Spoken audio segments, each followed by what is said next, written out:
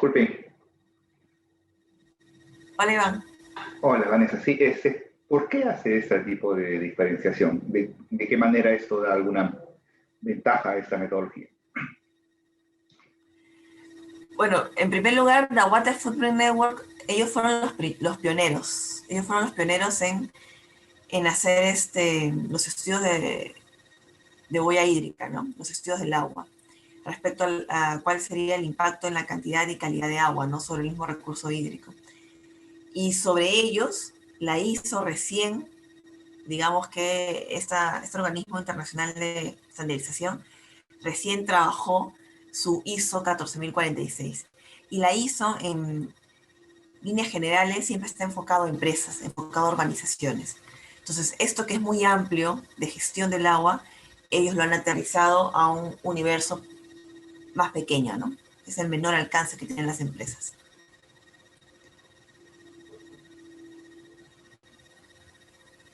Yo diría que la Water Footprint Network calza más y se puede entender mejor si vamos a medir la huella hídrica, pues, de algún producto maderero, de algún café, ¿no? De alguna planta café, de algún producto de café, algún producto agrícola, alguna cuenca, alguna ciudad. Eh, pero para una empresa no, o sea, se puede, pero no lo he visto mucho y la verdad que cuando vamos a ver la ISO es mucho más práctico, es mucho más práctico para las empresas sobre todo, ¿no? Entonces, la ISO vino después que la Water Footprint Network.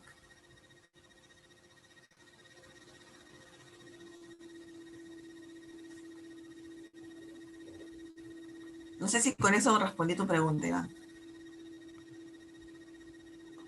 Gracias. No, la duda era por qué esta diferenciación entre colores en la Water Footprint Network. Eh, si esto le da a esta metodología, ¿por qué razón hace esa diferencia?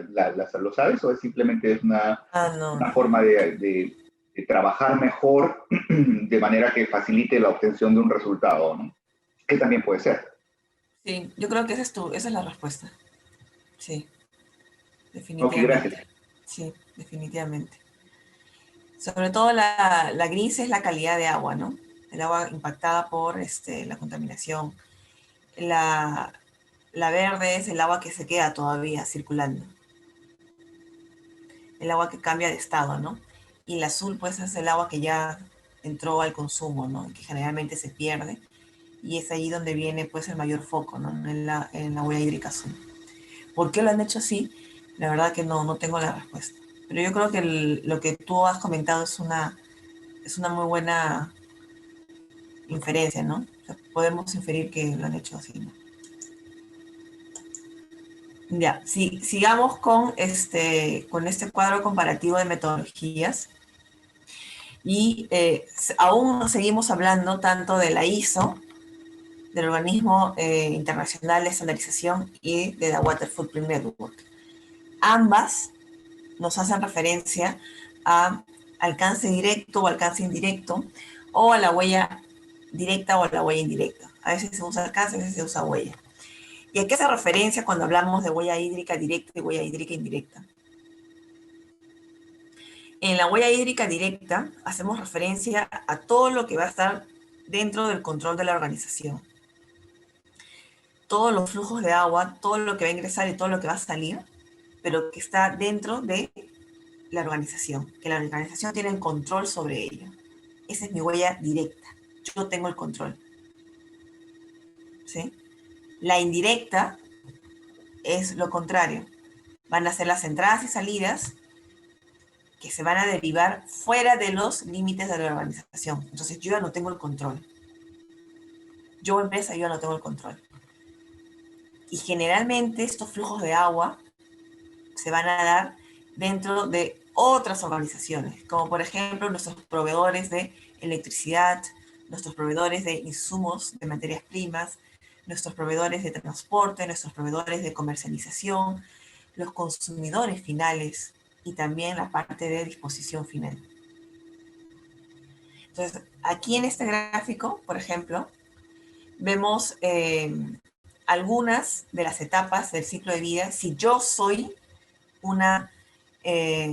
si yo soy, por ejemplo, Queirolo, ¿sí? Me encargo de producir los vinos, producir los vinos. Entonces, si yo soy Queirolo, yo les pregunto a ustedes, ¿cuál es la huella hídrica directa? ¿Está en la extracción de la materia prima, la producción o el consumo final? Yo, Queirolo, ¿dónde tengo el control de los flujos de agua?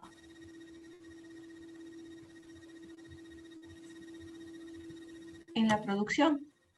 Muy bien, en la producción. Eso sería mi huella hídrica directa, ¿no? Sí. Como yo tengo el control, en la huella hídrica directa. En el consumidor final, ¿qué es el consumidor final? ¿Será huella hídrica directa o indirecta? Indirecta. Claro, Adriana, porque yo ya no tengo el control de lo que haga mi consumidor, ¿no? Mi cliente.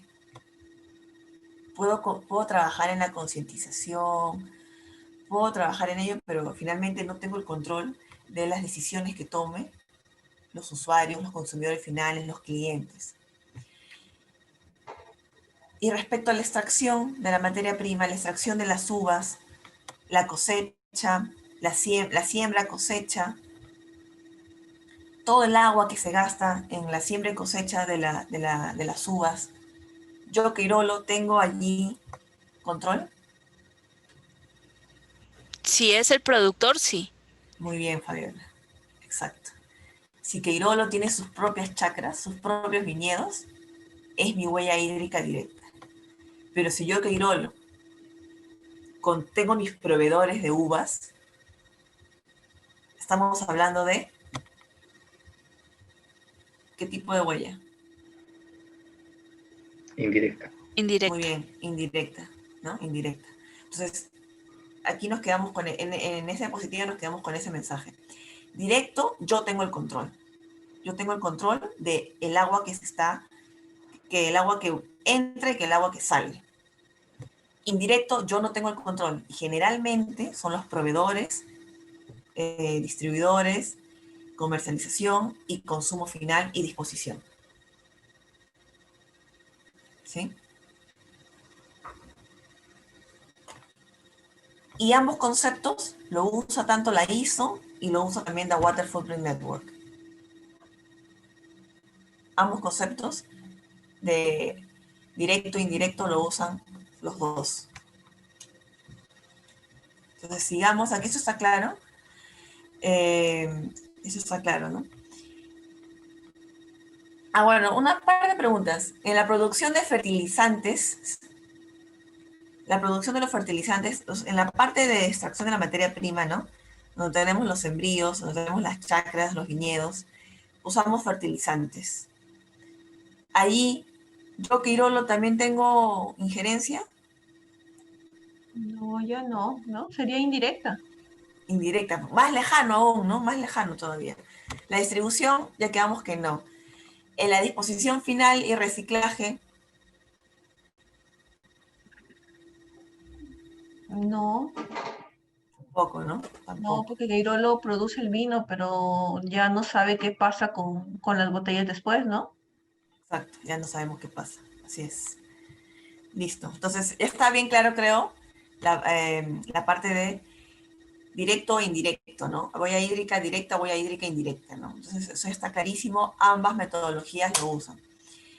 Ahora sí, nos metemos a la ISO 14046. Ahora sí nos metemos a la ISO 14046. A ver, la ISO 14046 se define como una norma flexible. Sin embargo, hemos visto que su alcance es limitado. Solamente es para procesos, productos, eventos y organización.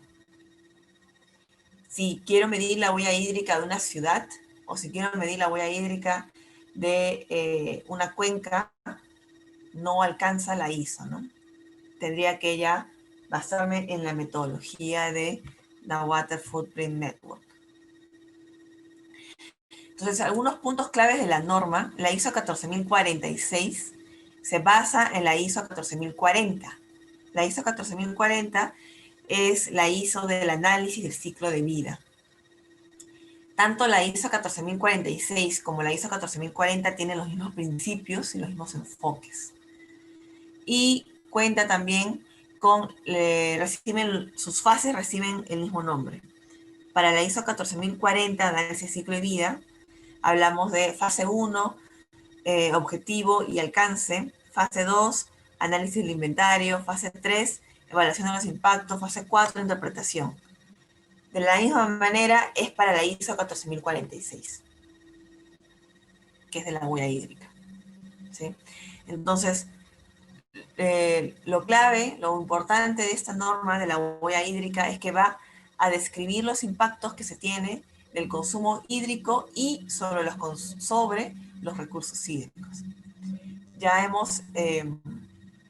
lo hemos visto en las diapositivas primeras, iniciales, en que la gran fortaleza que tiene la ISO 14046 es de indicarnos, una vez que se ha, pues, una vez que se ha perturbado la cantidad y la calidad de agua, esta perturbación, qué impacto tiene sobre el recurso mismo hídrico.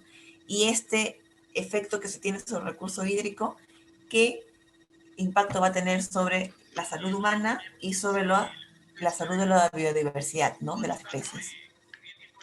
Entonces, esa es la gran fortaleza que tiene la ISO 14046. Además, los resultados nos indican que deben incluir una evaluación de impactos. Esa es la gran fortaleza, efectivamente. Hacer solamente el inventario no va a ser suficiente.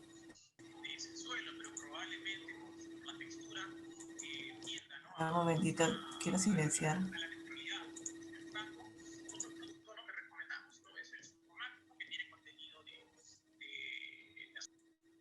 Ya, bueno, sí, gracias. Se escuchó bien. Sí. Además, lo que estábamos viendo es que la evaluación de los impactos va a ser de manera cuantitativa y de cualitativa. Y que el inventario hídrico, el inventario de las entradas y de las salidas no es suficiente. Es necesario evaluar los impactos. ¿Por qué digo que no es suficiente? Porque a veces nos damos cuenta que una vez que hemos recolectado toda la información de los flujos de agua de entrada y de salida, podemos pues quedarnos en la organización de este balance hídrico, ¿no? Entonces, porque es complejo, ¿no? Es un poco difícil la parte de la cuantificación y hacer el balance de entradas y salidas, ¿no? Entonces, como es engorroso, es complejo, a veces nos quedamos allí, en la fase 2 nada más. Tenemos que procurar hacerlo bien y salir de la fase 2 y pasar a la fase 3, que viene ya la evaluación de los impactos. No podemos hacer la evaluación de los impactos sobre el mismo recurso hídrico, sobre el sistema humano y el sistema de la biodiversidad, si no hemos inventariado, si no tenemos nuestro balance de entradas y salidas de agua. Es también importante considerar que en esta fase 2 de recolección de toda la información, que ya lo vamos a ver en unos minutos, es necesario contar con una base de datos transparente, ¿no? Igual esto la ISO lo especifica en sus primeras hojas, y que toda la información que se recolecta tiene que ser pues veraz, transparente, actual y que guarde un rigor científico. Además, es importante resaltar que la ISO 14046 nos exige, dentro de sus 10 principios que aborda, uno de ellos es el principio de temporalidad y el principio dimensión geográfico, que debemos de incluirlo sí o sí en nuestro análisis, en la parte de la fase 4, interpretación de los resultados, ¿no? Porque efectivamente, pues, 1 litro de agua empleado para 1 kilogramo de espárrago no va a tener el mismo impacto en una ciudad con estrés hídrico severo versus, como puede ser en la costa, versus una ciudad en donde se cuenta con mayor disponibilidad de agua, como puede ser una ciudad de la selva, ¿no? Ahí, pues, la la relevancia de hacer uso de estos 10 principios, y de estos 10 principios, los dos que hacen atención específica en la ISO es la dimensión geográfica y la temporalidad. Aquí tenemos un gráfico que quisiera también explicarlo un poquito, porque lo vamos a ver en las fases que vamos a explicar con la teoría y con la práctica con el caso de la empresa Camposol, ¿no? Este gráfico hace referencia al análisis de ciclo de vida, pero teniendo en cuenta digamos que un ciclo cerrado, ¿no? Comúnmente lo que nosotros tenemos es digamos que una línea sobre las diferentes etapas del ciclo de vida, ¿no? Desde la cuna hasta la tumba, ¿no? Hablamos desde la tumba hasta la tumba. Es decir, se extrae la materia prima, luego pasa pues a la fabricación, luego pasa al consumidor final y a la disposición final. Es decir, ya no necesitamos más y lo desechamos, ¿no? En un enfoque de economía circular, todas estas etapas del ciclo de vida que he mencionado van a ser de manera circular y se les va a añadir otras 3 etapas, ¿no? Que sería la recuperación, la reutilización o el reciclaje de materiales y componentes. Entonces, el agua también el agua que es el insumo que que contempla la huella hídrica, no solamente tiene que tener una disposición final, ¿no? No podría acabar en una disposición final, que en nuestro caso sería el mar, sin tratamiento alguno, ¿no? Esta flecha roja que dice incineración y rellenos sanitarios, en nuestro caso, para la parte de la huella hídrica, estaríamos hablando de vertimientos de aguas residuales sin tratamiento alguno. ¿Dónde? En el mar, ¿no? Lo común que estamos viendo. En un enfoque de economía circular, esta agua tiene que ser recuperada, tratada y devuelta al mismo proceso unitario o a otro proceso unitario de otro producto para que tenga una segunda vida, esa agua tratada. Ese es otro gran desafío que tenemos en nuestro país en la gestión de las aguas residuales, ¿no? Que tienen que ser tratadas y vueltas y reutilizadas al mismo proceso productivo de ese producto, o que pase a otro proceso productivo, ¿no? Y ya tendría una segunda vida. Ese es otro desafío que se tiene. Aquí en Perú, sobre todo en la capital. Bueno, entonces vamos a pasar a bueno, antes de pasar a las fases, quisiera saber si hay alguna pregunta sobre estas líneas generales que hemos visto de la ISO 14046.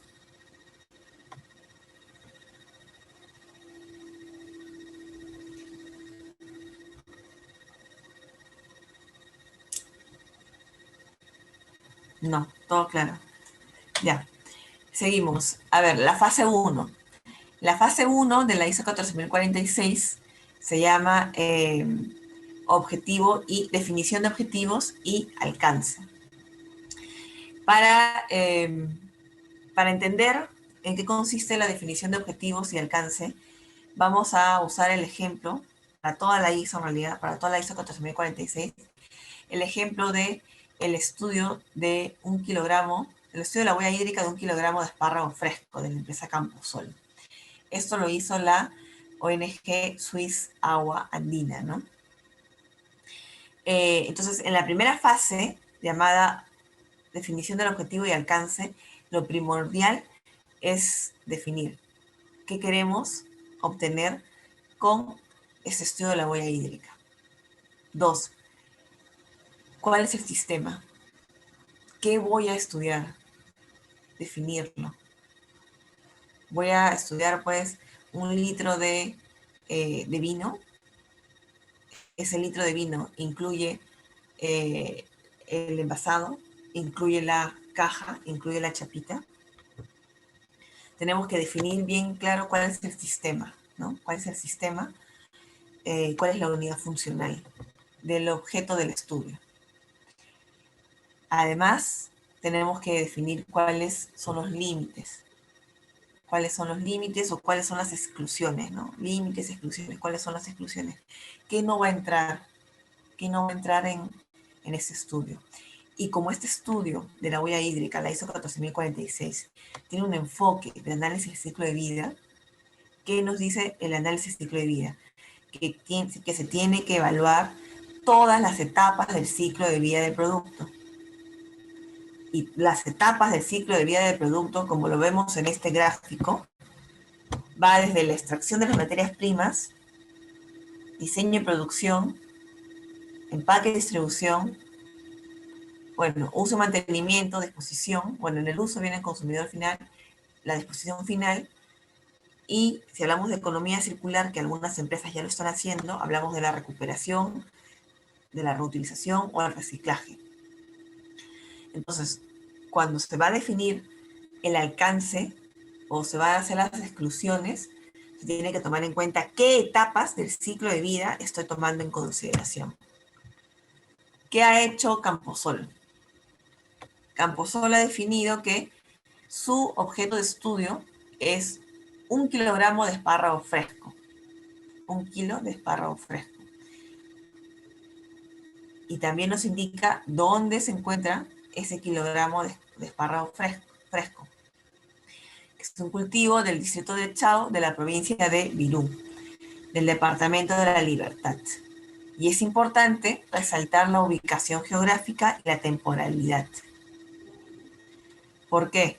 Porque como ya lo hemos visto, la disponibilidad económica y física del recurso hídrico es diferente en las regiones y zonas geográficas del Perú y de los diferentes países, ¿no? O de las diferentes regiones de nuestro país. Por ejemplo, en la parte de la costa estamos hablando que tenemos una escasez física, ¿no? Una escasez física, porque la disponibilidad del agua es bastante baja, ¿no? En la sierra y en la selva no hay escasez física, se le dice escasez económica. En la sierra y en la selva, según el estudio de la Tierra, el GEO 4, publicado en el año 2018, nos indica que tanto en la sierra como en la selva peruana tenemos una escasez hídrica económica. Tenemos disponibilidad de agua, hay vasta disponibilidad de agua, pero ¿qué no tenemos? ¿Por qué hace que haya una escasez económica? ¿Por qué? Les pregunto a ustedes. ¿Puede ser porque falta inversión para construir infraestructura? Muy bien, por el acceso. A eso se le llama escasez hídrica económica, por el acceso al agua, acceso a saneamiento al agua, en la sierra y en la selva. Tenemos la disponibilidad, pero no podemos acceder a ella. Por el contrario, en la costa peruana, en la mayoría de la costa peruana, tenemos acceso y en algunas partes no hay acceso, ¿no? Pero lo que sí hay hay una conclusión definitiva, absoluta, es que en toda la costa peruana se tiene una escasez física del bien hídrico, ¿no? Del agua. Entonces, siempre es importante, cuando hablamos de huella hídrica, resaltar la ubicación geográfica, ¿no? La temporalidad. En este caso, está especificado. Está haciendo la huella hídrica de 1 kilogramo de espárrago fresco ubicado en tal distrito, en tal provincia, dentro de tal departamento o región. ¿Por qué quiero hacer yo la huella hídrica? ¿Por qué Camposol quiere medir su huella hídrica? Porque quiere implementar acciones dentro de su empresa y con sus proveedores, ¿no? Para reducir la huella hídrica. Efectivamente, Camposol se va a dar cuenta de sus resultados, que va a haber parte del control que pueden ejercer ellos en su huella hídrica directa, lo pueden gestionar y pueden reducir. Y en la parte después de sus proveedores, quizás no tenga el control de decirle a sus proveedores de fertilizantes, de abono, que usen menos agua, pero sí tienen el poder de decisión de escoger a otros proveedores que efectivamente emplean menos agua para estos productos. Esa es la primera acción, ese es el primer porqué. El segundo, porque quieren desarrollar proyectos de responsabilidad social corporativa para compensar los impactos hídricos. Entonces, para yo poder gestionar un plan de reducción de la huella hídrica o para, digamos, mitigar o compensar o trabajar en conjunto con las comunidades aledañas, en primer lugar lo que tengo que hacer es tener el indicador de la huella hídrica. No puedo gestionar si no he realizado la métrica. Ese es un principio de la sostenibilidad, ¿no? No puedo gestionar si no tengo la métrica. Entonces, ya el sistema, ¿no? ¿Cuál es el sistema que escogió Camposol? Camposol escogió el ciclo de vida vegetativo estacional, ¿no? Que va desde enero a diciembre del año 2013. Como bien sabemos, el ciclo de vida de los productos agrícolas van desde la siembra, desde el año cero, desde que se efectúa la siembra, hasta pues que se decida, digamos, desde la siembra hasta el año ya de declive o los años de declive de la producción agrícola, ¿no? Entonces, por ejemplo, en el caso de la mandarina y en el caso de los duraznos, tenemos el primer año que siembra y luego pues solamente vienen 5, 6 años de mantenimiento de la planta, ¿no? La planta va creciendo poco a poco, gradualmente, se va teniendo algunos frutos no significativos, con cantidades menores, que no tienen tanta rentabilidad en cuanto a la producción. Y a partir del año 7, a partir del año 8, recién comienza, la planta ya tenemos una planta madura, en donde la producción va a ser mayor y la rentabilidad, el margen de ganancia va a ser mayor. Entonces, después del año 8, generalmente el año 20, se goza de productividad de altos márgenes de ganancia. A partir del año 20, se podría decir que podemos hacer que ese producto agrícola ya no lo queremos más y queremos que la tierra repose y pasamos migramos a otro producto agrícola, ¿no? Entonces, si vamos a medir, pues, las etapas y todo el ciclo de vida del producto es extenso, ¿no? En el caso de agricultura. ¿Qué ha hecho Camposol? Ha escogido el ciclo de vida vegetativo estacional, solamente de enero a diciembre de 2013. Solamente, perdón, es un solo año, que sería el año 2013. Solamente va a ser la parte esa nada más, no está incluyendo lo anterior, ¿sí? Toda la parte de la siembra no está incluyendo, de los años anteriores. Limitaciones. ¿Cuáles son las limitaciones? ¿Qué etapa está excluido? Nosotros hemos visto en este gráfico que las etapas del ciclo de vida en líneas generales de un producto va desde la cuna hasta la tumba, ¿no? Extracción de la materia prima, producción, comercialización, consumidor final y luego viene la disposición final o simplemente recuperamos y reinsertamos, ¿no? Reinsertamos ese residuo, lo reinsertamos en el mismo proceso productivo o en otro proceso productivo. Camposol ha indicado que el límite solamente va a ser desde la cuna hasta la puerta de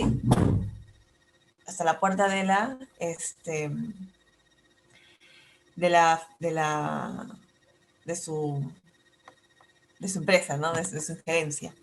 No va a abarcar más etapas del ciclo de vida. Entonces, lo que haga el consumidor final con el espárrago no incluye.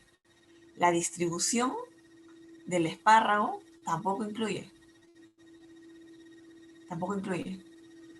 La exportación del espárrago a los países europeos no incluye. ¿Sí? Entonces, Camposol está diciendo bien claro, desde la cuna hasta la puerta, ¿no? Hasta la puerta de mi empresa. Entonces, no se ha considerado información, por ejemplo, de mantenimiento de equipos y maquinarias en la planta de producción por la importación de costos, y tampoco se ha considerado el origen de los insumos en la cadena de suministros, ¿no? Se ha asumido que son locales. Entonces, es importante que en la fase 1 delimitemos. Delimitemos. Hasta aquí, ¿alguna pregunta?